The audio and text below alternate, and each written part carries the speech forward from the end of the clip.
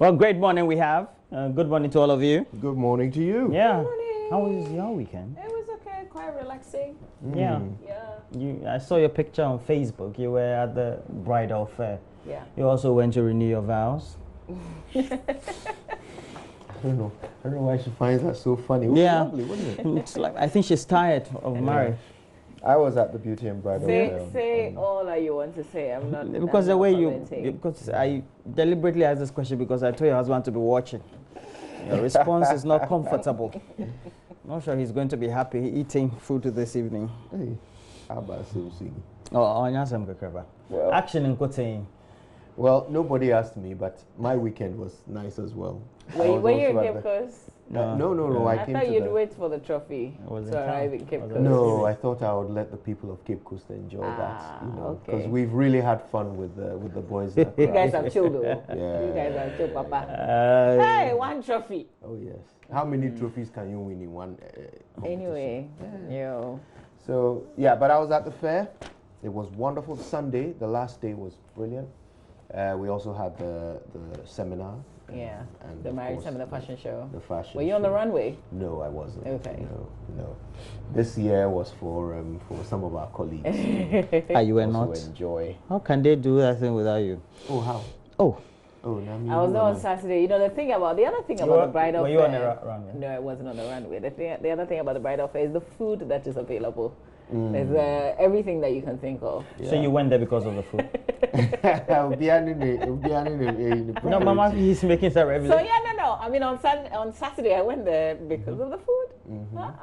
Right. There's good food available. Kebab and all. But you're wicked. You know, many of Sergeant, I thought you were a team. So yeah. Charlie's on Chopayo. There's no key. Bab in team. Yeah, that's it. Okay, shall we settle for the papers? Yeah. Let's have a quick look through. I've got the Statesman and the Dispatch, and maybe I'll do the Gold Street Business as well. I haven't done that in a while. Let's run through the headlines quickly. So in this order, right? Statesman, Dispatch, Gold Street Business. We'll start with the Statesman. And today the banner headline is $1 million per constituency funds out. Ministry of Finance releases $275 million, and there's $45 million more for ongoing projects. So it's July, halfway through the year, and the money has been released. So let's see what the constituencies can do with it. There's a picture of Hawa Kumson on the front page. She's the Minister for Special Development Initiatives.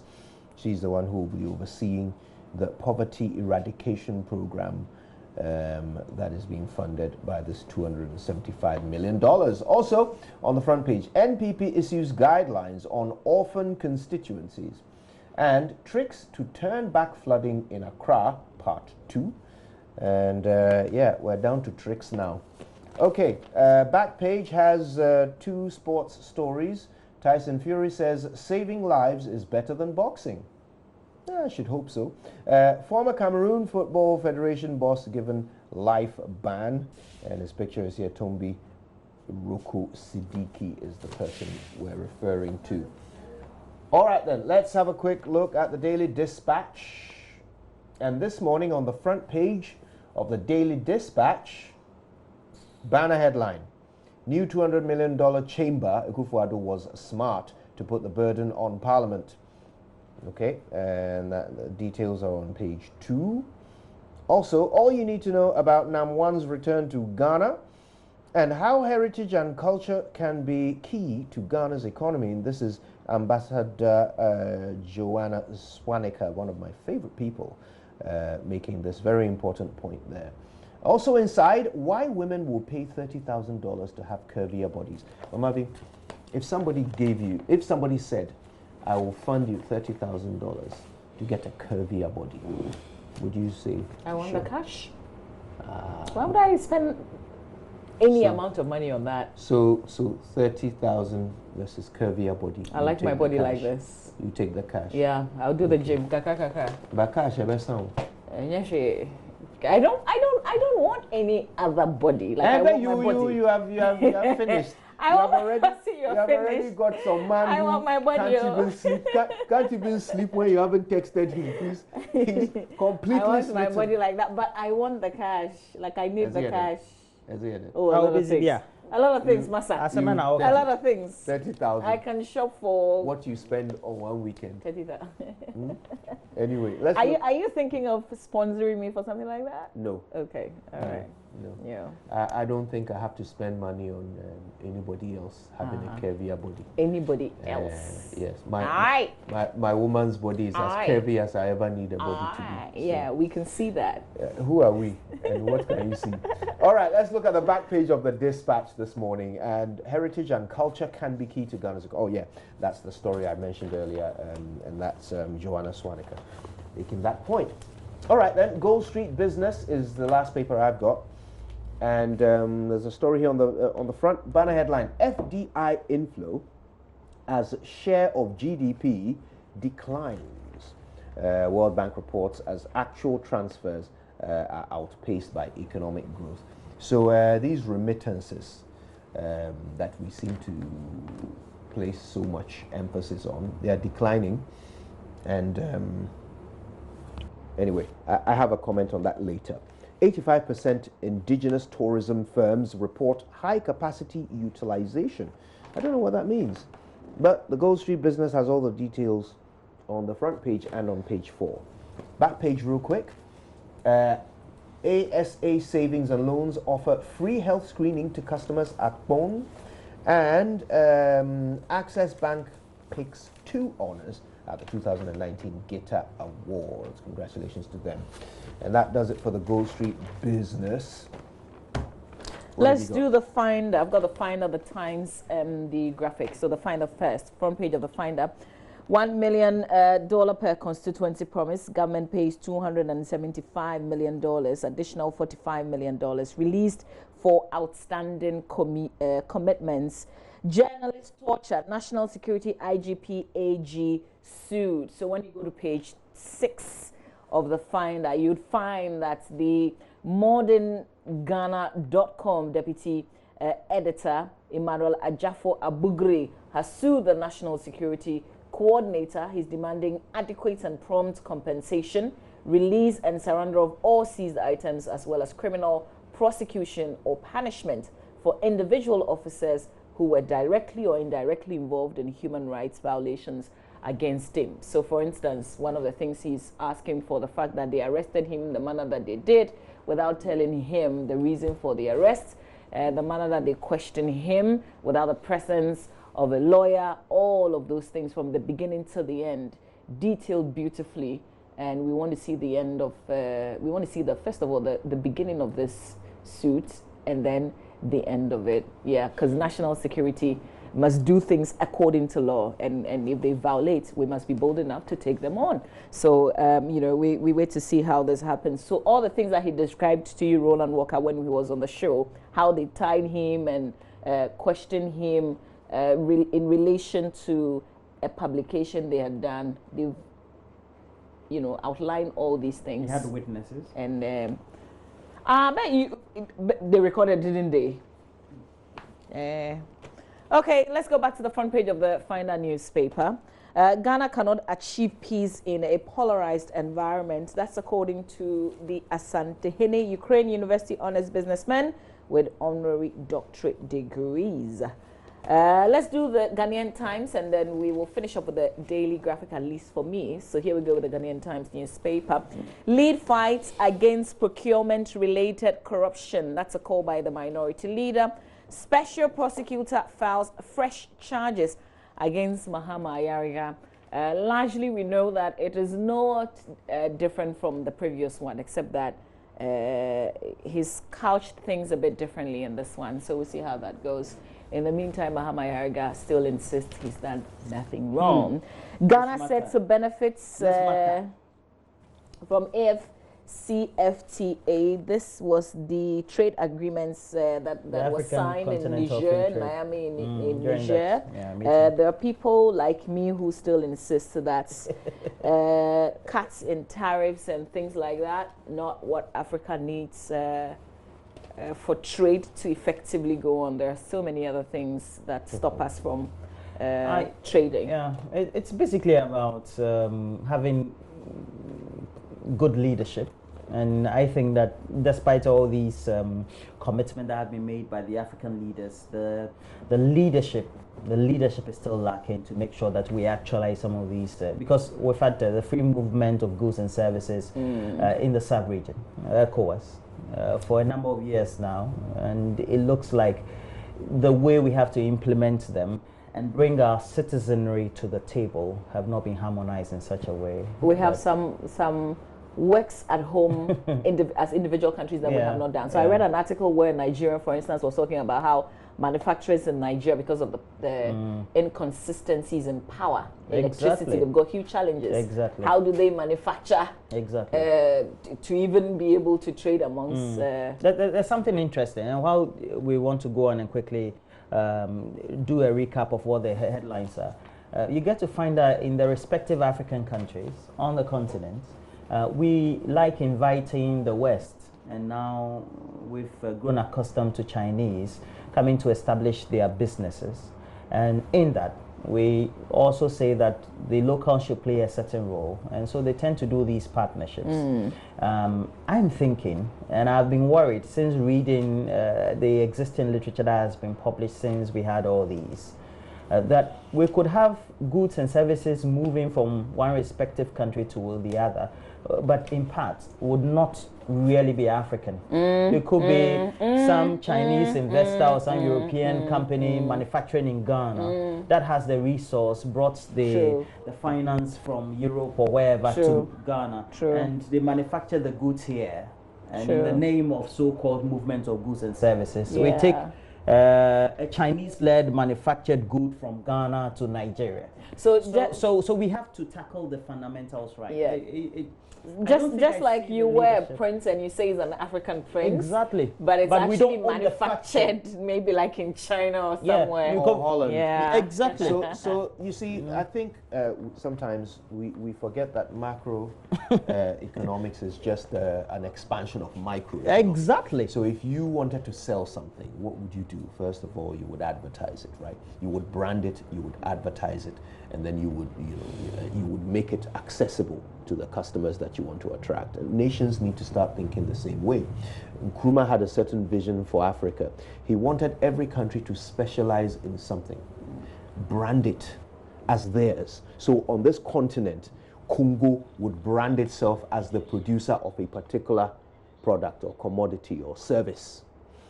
And in turn, all African countries would shop for that commodity or service from Congo. If it was Ghana branding itself for cocoa, then all other African countries would shop for cocoa. But then you see, then another African country would have to brand itself for chocolate, so that there would be a need for them to buy cocoa from us.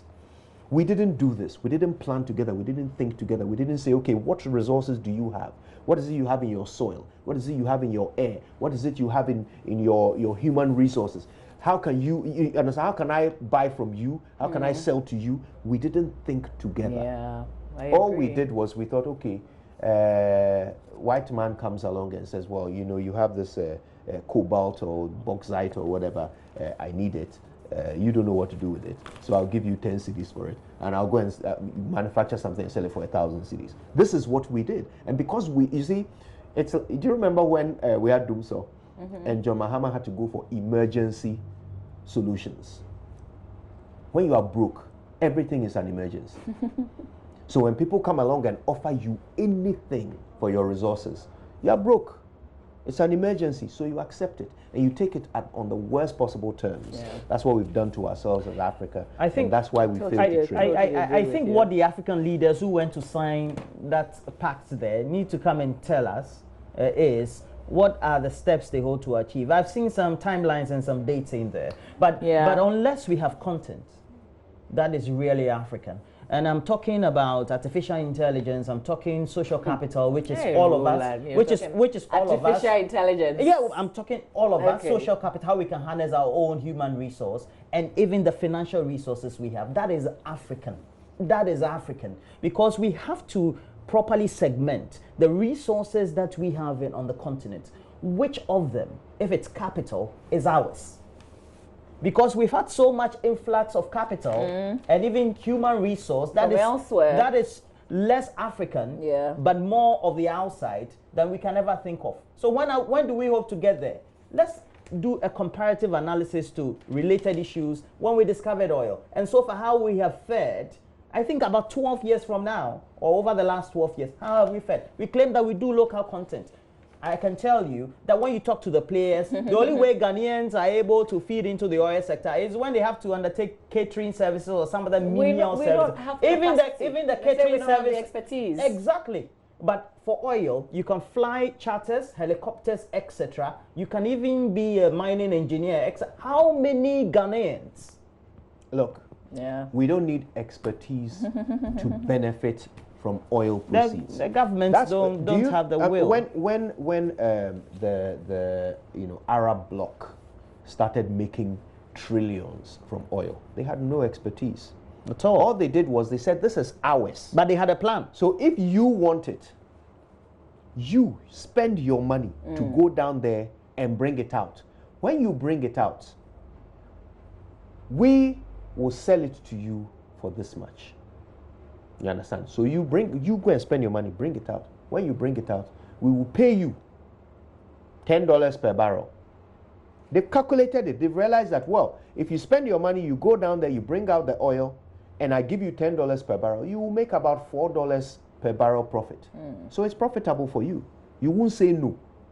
So go and do it. When you bring it out for $10 per barrel, I'll go and sell it for $40 per barrel. And my country is rich. And so are you. So it's a win-win. But as for us, we said, oh, we don't know what to do. So you come and let's do something. You give us 10% and then you take the rest. Meanwhile, it's our resource. There's not that much of it anyway. So right now, look, we are making, so far since we discovered oil, we've made something like $3.5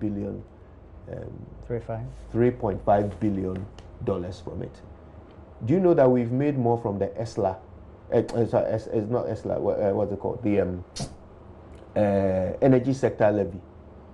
We've made more from that. What are we actually using the levy for? The energy sector levy. That's an interesting question. It was supposed to be used to pay energy sector bills, but well, as far as we are aware, it's been diverted into pensions. Well, we securitize. Can we do securitize a certain percentage of it. Went to take some bonds on it, and so when it comes, part is used to service. But the minority in Parliament is arguing that they have concrete evidence that's indicating, like what Kojo is relating. The money that we got from the bonds, we didn't use it for what we intended it to. I think some of it was used to pay. My biggest concern, Yes. just a moment on that, my biggest concern is that our MPs are not asking questions about it. Yeah. I haven't heard anybody say, Finance Minister, come and explain to us where the energy sector levy is. But just to make a point, we amongst ourselves collecting levy, susu, nkakra, we've made more from that than we've made from oil. And by the way, if you calculate how much I did the maths the other day. If you calculate how much we've made from oil and decide to split it amongst all of us, it is nothing, Mama V. It is nothing. let me explain the calculation to you. So let's say if you break it all down, it comes to something like 50 pesos per person per day. 50 pesos? Yes. That's how much we've made from the oil. Like each Ghanaian? Yes. 50 pesos per person per day. Times 7 is what? 50 pesos times 7. Yeah. That's 3 cities, 50 pesos. So a week, that's how much you get? Yes. Can I do the deal? Yes. Please do. Sorry for stalling your... Charlie, you kill my dream. No, but when you think of the problems we have... All the arguing we've been arguing about the problems we have and how we could resolve them, I don't know. Front page of the Daily Graphic newspaper. Development authorities to disburse $1 million per constituency. GS implements new curriculum in September. They say the chew and pour thing, they want to get rid of concentration on passing examinations, so chewing and passing. More of the total development of the child and not the examination focus to discourage learning by chew, poor, pass, and forget, essentially. But I'm worried. September is just around the corner, right? Yeah. Some of the schools are not on vacation yet. They're still in school.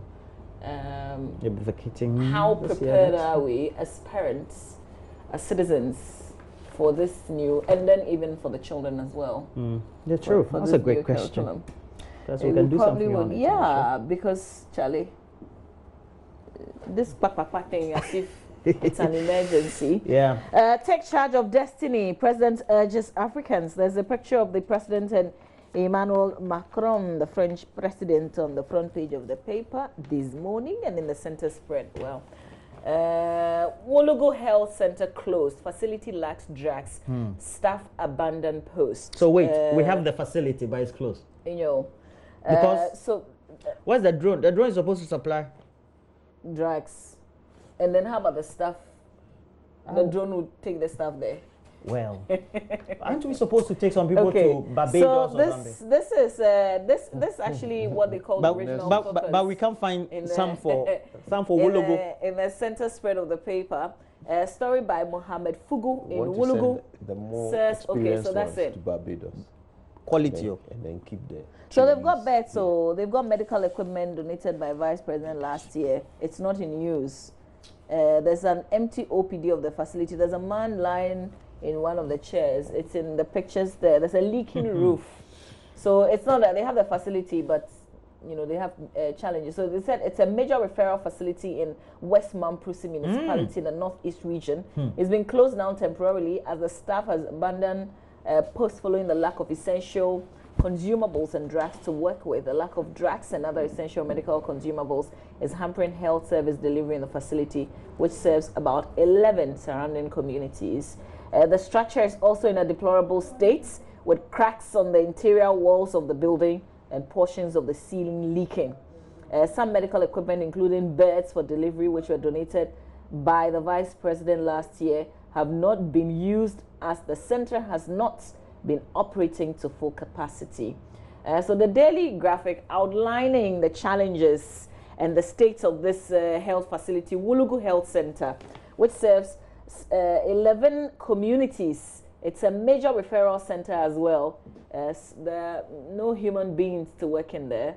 They don't have the essential materials to work with. So they're highlighting the condition of this facility. It's a horribly familiar story, isn't it? Oh yeah. More heartbreaking is the fact that they didn't get a response from the assembly. They said the assemblywoman for the Wologo electoral area, Mrs. Memunata Sandau, told the Daily Graphic that she had reported the challenges facing the facility to the district assembly and the district health directorate, but nothing had been done about it. So, you know, Roland was talking about how we're sending trainees to, we're sending nurses to Barbados. Ah, yeah. You heard the health minister when he spoke about this, right? Kwekwaji Mameno.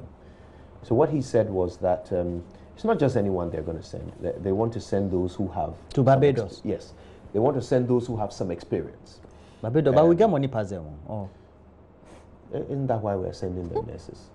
So they want to send those who have experience because, according to Kwekwaji Mameno, we don't want them to go there and disgrace us. So we're selling. So we actually know that they are. Thank you. So I was coming to that. He said two very important things. The first thing he has said is that our trainees, we don't train our nurses well. So if you send them anywhere, they'll disgrace us. That's the first thing he's saying. Okay. The second thing he's saying is that we here in Ghana, we deserve the worst ones who are no good to be sent abroad. We, as a nation, the government's obligation to us is to give us the worst and send the best to another country so that they don't disgrace us. So we are more interested in good face than good health. Those are the two things that the health minister has communicated with that statement. We thank you. And Wologo doesn't have, did they say Wologo, Ghana? Wologo, yeah. Ghana. Yeah. They don't have. They send a lot of accident victims there as well. So it's a referral Allah. center. So the problems we have. Oh, so they are aware that they are bad nurses. But I thought we had. In essence, our trainees are no good. That's what he's saying. We don't train out. So what have we done about it? Thank you. If our trainees were that bad, why would Barbados be interested in them? But I know that, you know, those who leave the country, they go to the States and they go to Europe. They get good jobs and they're really good. Yeah. Yeah. Because I mean, think some time back, if you were a nurse, you could easily travel out and get a job. it's still the case. I think it's still. Okay. It's still the case. The nurses are in high Canada, demand. for example. Yeah, in many parts of the world. Over the next couple of years, they want to take in 1 million Nurses? immigrants. Not immigrants. So, and if they want to take immigrants, those who can contribute meaningfully, it's not for us opening our borders for everybody to enter. No, they take in meaningful immigrants, those who can contribute to their economy. And so, for example, if you can pay some money, some significant sum of money, you can take yourself and your dependent to Canada, because they're looking for at least having. Not just if you can pay money, if you have a skill. Yeah, you have a skill and you can pay whatever it is that they have stated on the site. So Trump doesn't want us, we can go to Canada. Eh?